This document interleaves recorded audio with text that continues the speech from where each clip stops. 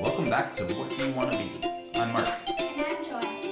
Today, we're talking to someone whose office is 30,000 feet in the sky. Please welcome our friend and world traveler, Brendan, who is a flight attendant. Hi, Brendan. Hi, Joy and Mark. Thanks for having me. I'm actually excited to be here.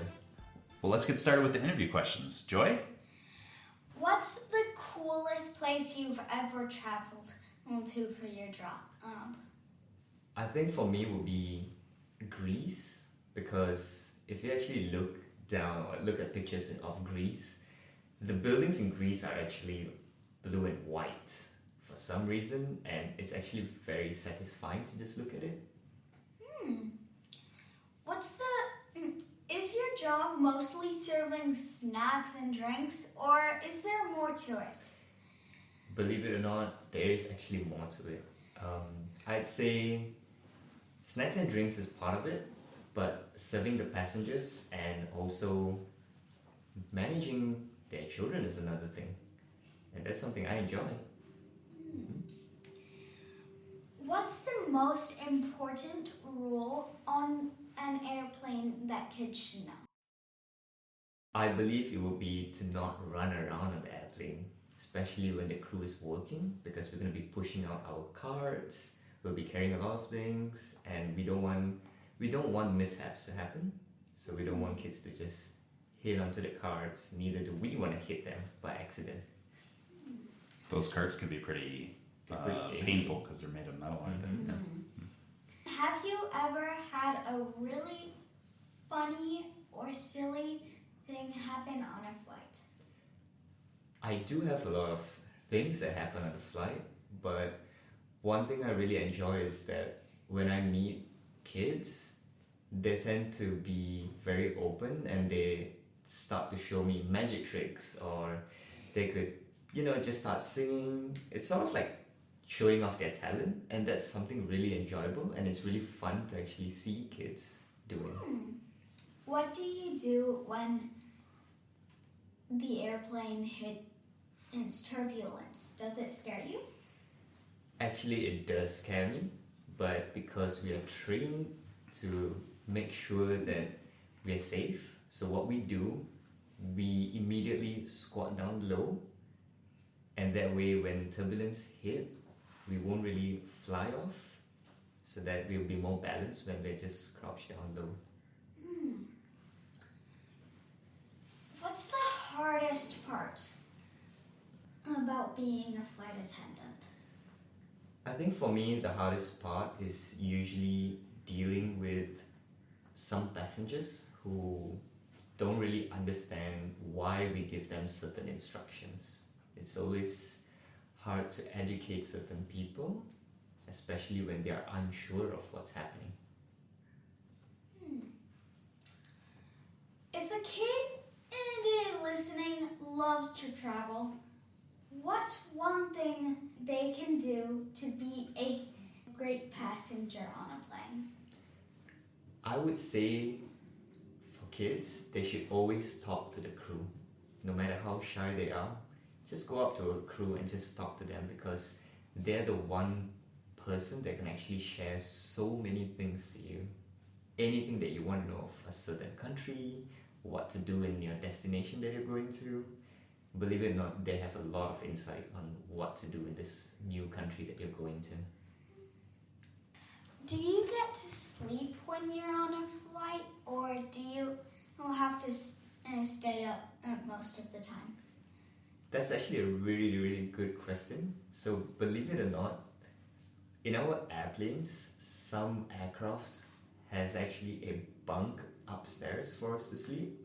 So we've got like this special door that we open up and we actually head upstairs, and there are actually beds for us in the aircraft just for us to lie down.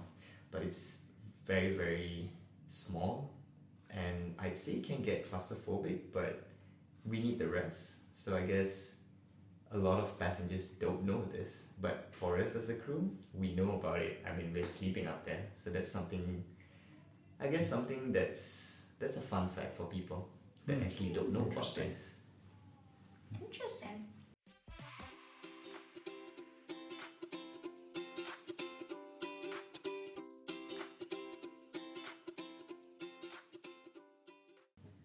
Okay, well, it's time for our interactive segment.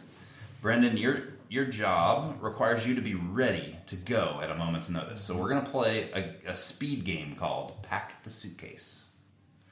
I'm going to give you a surprise destination, and you have 20 seconds to verbally pack your suitcase, telling us the most important things you bring.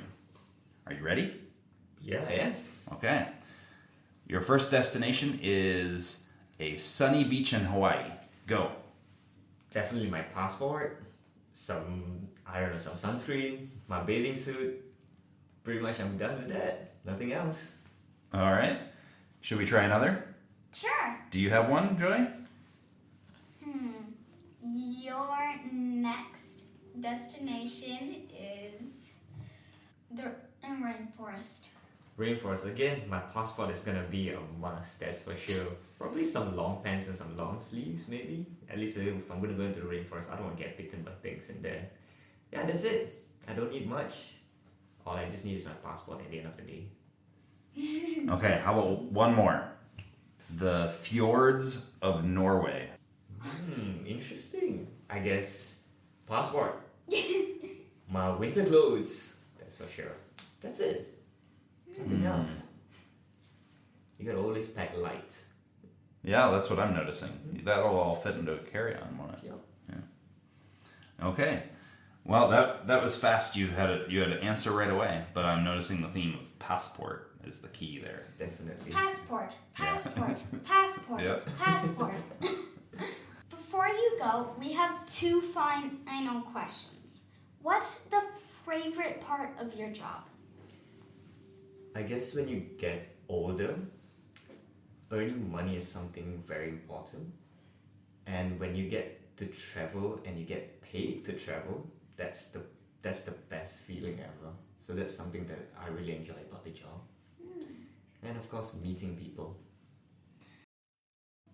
And last, what advice would you give a kid and who might want to be a in-flight attendant when they grow up?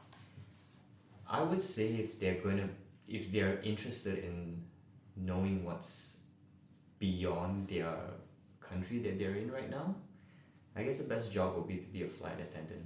When you get the option or when you get the freedom to travel, you start to learn more things and you start to explore what are things out there that you may not see in your own country. So I guess that's something that I would advise people to do. Thank you. Yeah, Brendan, thank you so much for giving us an inside look to life as a flight attendant. This was so cool. Definitely. It was my pleasure. I guess happy travels to everyone.